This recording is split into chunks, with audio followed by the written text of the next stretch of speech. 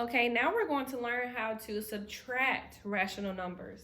So we're going to subtract negative minus positive numbers. And normally when you subtract negative minus positive numbers, your answer is going to always be negative. For example, we have negative 8 minus 2. Now these are really tricky. What you have to do is, you see this sign right here, you have to change the sign and make this a negative, and then you end up getting negative 10. So just to do this again, we have negative 3 minus 6. To do this, you make this positive and make this negative, and you get negative 9. Okay, we're going to do it one more time. We have negative 10 minus 2. You make this positive, make this negative. So you change the operation and the sign, and you get negative 12. All right, one more. You have negative 13 minus 14. You change the operation, and you make it a negative, and you get negative 27. Okay? Let's move on to a fraction. We have negative 1/2 minus 1/2. The denominators are the same. So we're going to bring over the numerator. You do the same thing that I just showed you. You make this positive, make this negative. Negative 1 plus a negative 1 is going to give us a negative 2. Negative 2 divided by 2 is a negative 1. Okay? Now let's do one that doesn't have the same denominator. So we have negative 1 over 2 minus 2/3. We get a common denominator of 6. Multiply this by 3 because that is what makes it 6. We get a negative 3 minus. We multiply this by 2 because that is what makes it 6, and we get 4. Now, you do the same thing I just showed you. Make it a positive, make this negative. Negative 7 over 6. The only time you do this is when you're subtracting a negative number minus a positive number. All right, let's do one more example. It's going to be a decimal. You're going to do it the same way. Make this positive, make this negative. And it's going to give us negative 0.11. Now, let's move on. Oops. 1 second, guys.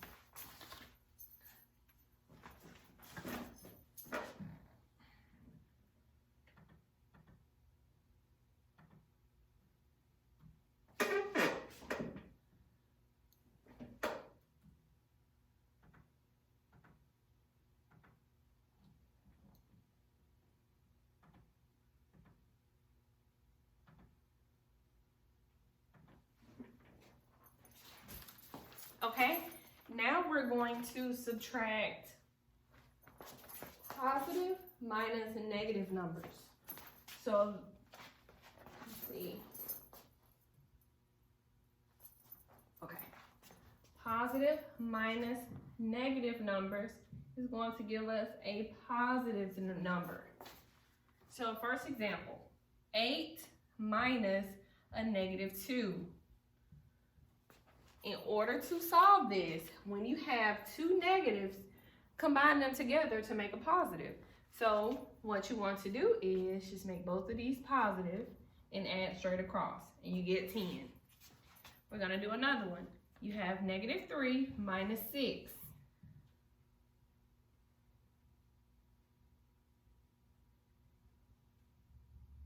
Okay?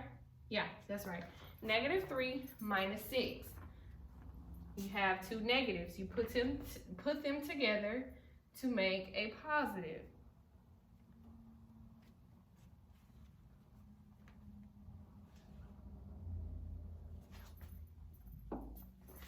Okay, let's do another one. 2 minus a negative 1. Put these together, you get positive 3. Let's do a fraction. 1/2 minus a negative 1/2. Okay, make these both positive. You get 1 plus 1 at the top, 2/2, and you get 1. Okay, now let's do a decimal. 0.5 minus a negative 0.1. Okay, make both of these positive. Add straight across and you get 0.6. So what I just taught you was how to compute positive minus negative numbers. And every time you do this, you will always get a positive number. Okay? Now, let's do negative minus negative numbers. So when you do this, you'll get a negative or a positive number. And it'll be negative or positive depending on if you take the sign of the largest number. So for example, let's do negative 8 minus negative 8. Okay, so like I showed you, when you have two negatives, you put them together, you add them. So now you have negative 8 plus 8, which gives you 0. Remember that 0 is neither positive or negative. Okay, so let's say we have negative 6 minus a negative 3. Add them. Negative 6 plus 3 means you have to subtract. So you get 3, which is what I showed you earlier. Now you take the sign of the largest. It's going to be negative. So it'll be a negative 3. All right, let's do a couple more. Let's do negative 8 minus negative 9. Add them. Well, you change the sign to addition. So now, you have negative 8 plus 9. You subtract because the signs are different, which is what I taught you earlier in the lesson. So you'll get 1. Now, is 1 positive or negative? 1 is going to be positive because 9 is bigger than negative 8. Okay? All right, let's do 2 more. Okay, so we have negative 1/2 minus 1/2 minus negative 1/2. Yes, negative 1/2 minus negative 1/2. So you make this positive, bring over your 2, and now you have negative 1 plus 1. Negative 1 plus 1 is going to give us 0/2. Anytime something is divided by 0, it's always 0. All right, in our last problem, we have negative 0.5 minus negative 0.6. Make these positive, and you get 0.1. It is a positive 0.1 because 0.6 is bigger than 0.5.